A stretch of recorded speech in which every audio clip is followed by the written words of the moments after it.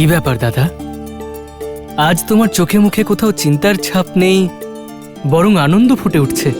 কি ব্যাপার বলো তো? এক এমন অনুভূতি আমাকে স্পর্শ করেছে লক্ষণ, যা আমি আগে কখনো অনুভব করিনি।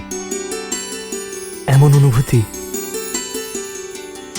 যা শব্দে ব্যক্ত করা সম্ভব নয়। তুমি এসব কি বলছো দাদা? তুমি একবার চেষ্টা করে দেখো, নিশ্চয়ই কোনো শব্দ পাবে। প্রীতি। প্রীতি?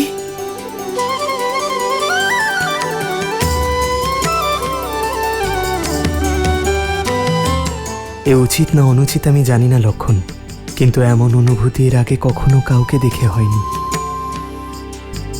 যেন যুগ যুগ ধরে আমরা একই সঙ্গে থাকি, যেন ওনার জীবনযাত্রা আমার সঙ্গে যুক্ত।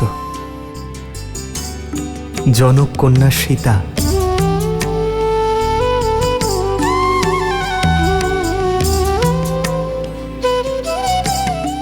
ওনাকে দেখেই যে অনুভূতি হলো, তা প্রীতি লক্ষণ। দাদা, তাহলে দাদা তুমি এখানে কি করছো?